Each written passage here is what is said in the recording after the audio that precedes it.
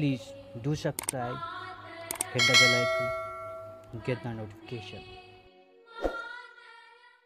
जय हिंद। आप सभी को सत सत नमन। इस वीडियो में हम लोग फीमेल एग, क्या महिला का जो अंडाणु होता है उसके बारे में सामान्य जानकारी प्राप्त करने का कोशिश करते हैं। क्या फीमेल एग, यहां कह सकते हैं एग सेल, क्या एग सेल, या इसको अंडाणु बोल सकते हैं। क्या अंडाणु क्या है? इसकी तुलना आप किससे कर सकते हैं? अंडाणु की तुलना आप कर सकते हैं पुरुष के स्पर्म से। क्या पुरुष के स्पर्म से इसकी तुलना कर सकते हैं। वो भी एक कोशिका है, ये भी एक कोशिका है। तो सबसे पहले हम देखते हैं कि ये जो महिला का अंडाणु है ये किस प्रकार दिखता है। क्या किस प्रकार दिखता है? देखिए चित्र में, देखिए क्या अंडाणु गोलाकार होगा पहले, ये ध्यान रखना है, ठीक है। अब यहां देखिए आप, इस अंडाणु पर ऐसे आपको कुछ छोटे छोटे, क्या ऐसे छोटे छोटे आपको गोलीनुमा संरचना मिलेगी। बहुत सारी संरचना होगी ये, क्या ऐसे गोलीनुमा संरचना मिलेगी।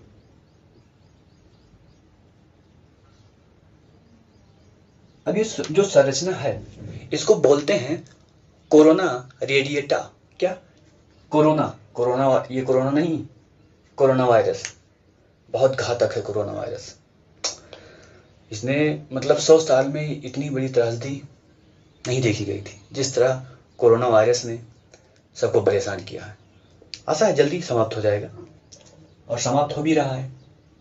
तो ये जैसे आप कोरोना वायरस को देखेंगे, ये ऐसे कोरोना वायरस है तो इसके सर पर ये ऐसे रहता है, तो इसी के कारण ये थोड़ा, जब आप देखेंगे सूक्ष्मदर्शी तो ये मुकुट के नुमा दिखता है। क्या मुकुट के नुमा?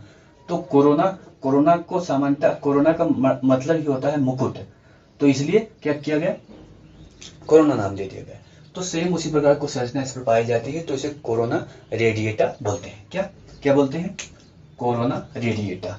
यहां पर मैं लिख रहा हूं कोरोना रेडिएटा। इसको आप देवनागरी लिपि में लिख सकते हैं। क्या देवनागरी लिपि में लिख सकते हैं। अब आप देखिए, अब ये हो गया संरचना। उसके बाद ये अंदर एक प्रकार ऐसे आपको परत मिलेगा। क्या अंदर आपको एक क्या मिलेगा? परत, ठीक है। ये परत, इसको मैं और क्या, ये परत, ठीक है। अभी चारों तरफ ये परत है, आप ये ध्यान रखिएगा, ठीक है। मैं बना देता हूं। ये आपका क्या हो गया, एक परत मिलेगी आपको। इस परत को क्या बोलते हैं? जोना। क्या जोना पेलुसिडा। क्या आप देवनागरी लिपि में भी लिख सकते हैं, जोना पेलुसिडा। ये क्या है? ला है, पेलुसिडा, ठीक है। इसको भी आप लिख सकते हैं।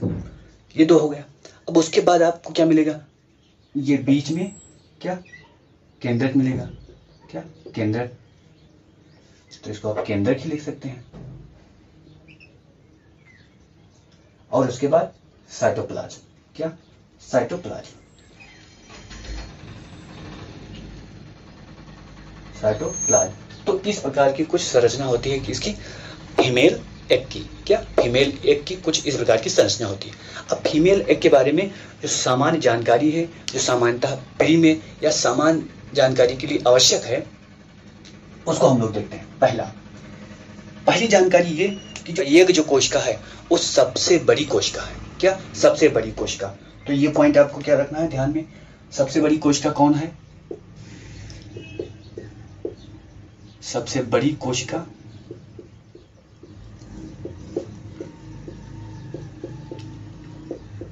कौन है? Egg cell. सबसे बड़ी कोशिका है। अब जो पुरुष का स्पर्म होता है, क्या पुरुष का स्पर्म, वीर्य जिसे बोलते हैं, पुरुष का जो स्पर्म है वो 1500 स्पर्म इकट्ठा हो जाएगा। क्या 1500 नहीं, 15,000। क्या एक ये हो गया और ये बराबर किसके है, 15,000 स्पर्म कोशिका के बराबर है। अब कितना बड़ा है अंदाज लगा सकते हैं, क्या 15,000 स्पर्म कोशिका के बराबर है। ठीक है, अब दूसरा पॉइंट इसके बारे में क्या जानना है। अब ये जो अंडाणु है, आप लोगों को लगता होगा कि महिला जब जवान हुई, क्या जवान हुई तो अंडाणु बनना शुरू हुआ। क्या अंडाणु बनना शुरू हुआ? अंडाणु कहाँ बनता है ये पता है? ओवरी में। क्या ओवरी में? आप चित्र में यहाँ पर देख सकते हैं ओवरी कहाँ है। ठीक है, तो ओवरी में बनता है। अब आप लोगों को लगता है कि ये जब महिला जवान हुई और एकदम अपने यौन अवस्था में आई तब इस अंडे का निर्माण होने लगता है, लेकिन ऐसा नहीं है। क्या ऐसा नहीं है? महिला या का जन्म जब होता है, जन्म यानी कि जब एक छोटी बच्ची के रूप में उसका जन्म होता है, तभी उसके शरीर में सारे अंडाणु जितने होने चाहिए उतने अंडाणु होते हैं। समझ रहे हैं? एक महिला का जन्म हुआ बच्ची के रूप में, जन्म होते ही उसमें सारे अंडाणु पाए जाते हैं। ये नहीं कि वो जवान हो गई अब अंडाणु बनना शुरू हुआ, ऐसा नहीं, पहले से बना तैयार है। अब वो जब 16 साल या 18 साल की होगी तब वो उसका क्या होगा, उसका कह सकते हैं रिलीज होगा। क्या अंडाणु का रिलीज होगा, यानी कि अंडाणु वहां से कह सकते हैं बाहर निकलेगा। ठीक है, तो अंडाणु पहले से ही बना रहता है, ये आप ध्यान रखिए। क्या जन्म के समय से ही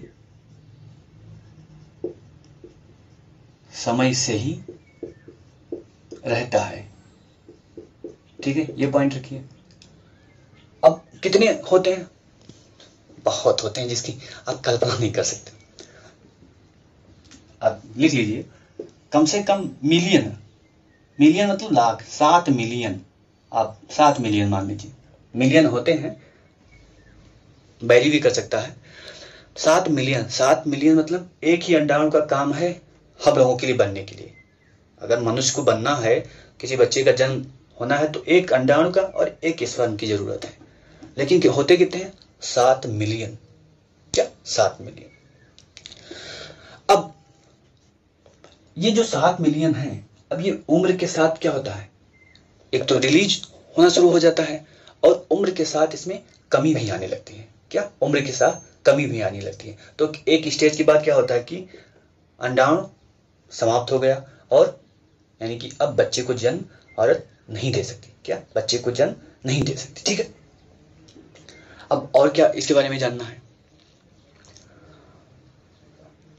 इसके बारे में अगला पॉइंट है कि ये जो अंडाणु है जब रिलीज हुआ, क्या रिलीज हुआ तो कितने समय तक, क्या कितने समय तक जिंदा रह सकता है? अब ये अंडाणु अगर महिला के गर्भाशय में रिलीज हुआ तो महिला के गर्भाशय से अगर रिलीज होता है तो ये से 24 घंटा, लिखिए, क्या 12 से 24 घंटा जीवित रह सकता है। क्या जीवित रह सकता है। अब इसकी तुलना में अगर स्पर्म को देखें, क्या स्पर्म को देखें तो स्पर्म जो है ना वो 5-6 दिन, क्या 5-6 दिन अगर स्पर्म को देखें हम, ठीक है, इस एग का रिलीज हो, इस एग का क्या हुआ, रिलीज हुआ कहां पर, गर्भाशय में। अब रिलीज हुआ, रिलीज होने के बाद ये 24 घंटा ही जिंदा रहेगा। क्या 24 घंटा ही, और स्पर्म ये तो 5-6 दिन जिंदा रहेगा। यानी कि ये रिलीज हुआ तो 5-6 दिन। अब रिलीज हुआ, अब जैसे स्पर्म रिलीज कहाँ करेंगे, आप रिलीज करके जमीन पर ऐसे छोड़ देंगे तो जमीन पर छोड़ देंगे तो क्या होगा, वो तो मर ही जाएगा तुरंत। आपने सपोज दैट कि महिला के साथ संबंध स्थापित किया, ठीक है, और उस समय स्पर्म आपका रिलीज हुआ, ठीक है। अब ये रिलीज स्पर्म भाषा में रहेगा 5-6 दिन तक। क्या 5-6 दिन तक वहां पर जिंदा रहेगा ये। और अगर उस समय तो ये क्या कर लेगा, ये इन्फ्यूजन करेगा उससे और एक बच्चे का क्या होगा, जन्म होगा। क्या जन्म होगा। अगर हो सकता है ये अंडाणु 2 हो, क्या 2 हो, 2 अंडाणु का रिलीज हो तो 2 स्पर्म तो बहुत निकलते हैं, एक बार में स्पर्म बहुत निकलते हैं। तो 2 स्पर्म यानी 2 अंडाणु हुआ तो 2 स्पर्म से इन्फ्यूजन करेंगे और 2 बच्चे का जन्म होगा। क्या 2 बच्चे का जन्म होगा। तो इस प्रकार से कहानी है किसकी? स्पर्म की। अब स्पर्म अंडाणु की, ठीक है। अब आपकी जीवन शैली से अंडाणु पर कोई इफेक्ट पड़ता है कि नहीं?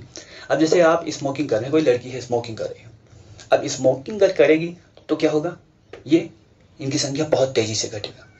आप अगर शराब पिएंगे तो इसकी संख्या बहुत जल्दी घटेगी। आपका जो जीवन शैली है, क्या जीवन शैली, यानी कि जैसे वेस्टर्न जो कंट्री हैं उनके जीवन शैली को देखें तो उनका जो जीवन शैली है उस तरह की जीवन शैली को आप अपनाते हैं कि रात में 2 बजे सोना, 10 बजे सुबह 11 बजे उठना, 12 बजे तक फ्रेश होना। फिर ये जो जीवन शैली है ऐसा भी आप करते हैं तो अंडाणु क्या होगा? कम होगा। अब अंडाणु कम होगा, यहाँ पर आप ये भी ध्यान रखिएगा कि स्पर्म पर भी ये क्या लागू होता है। अगर ऐसी आप जीवन शैली अपनाते हैं तो हो सकता है कि शादी के बाद बच्चे ना हो, क्योंकि क्या हो जाता है? कम हो जाता है। आपकी जीवन शैली ऐसी हो गई कि अब ये शैली में बहुत कुछ आता है। आप बहुत सारा सामान खाते हैं ना, उल्टा सीधा। अब उल्टा सीधा सामान खाओगे तो एक छोटा सा जो अंदर स्पर्म है या अंडाणु है वो कैसे जीवित रहेगा? वो तो परेशान हो जाएगा, रहने दो, क्यों मुझे मार रहे हो? और धीरे धीरे क्या समस्या होती है। तो आज आप वर्तमान समय में देख ले, बच्चे को जन्म देने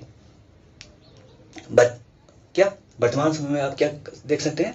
वर्तमान समय में आप देख सकते हैं कि बहुत से कपल असमर्थ होते हैं। क्या असमर्थ होते हैं बच्चे को जन्म देने में? क्यों? यही समस्या है। ठीक है, तो आज के लिए इतना ही। ये था फीमेल एग के बारे में सामान्य जानकारी। अगली वीडियो में हम लोग देखेंगे जो मेल जो कह सकते हैं मेल स्पर्म या मेल सेक्स कोश का जो है इसको अंडाणु बोलते हैं, उसको शुक्राणु बोलते हैं। तो शुक्राणु के बारे में हम लोग सामान्य जानकारी लेंगे। सो आज के लिए इतना ही, फिर मिलते हैं अगले वीडियो में। तब तक के लिए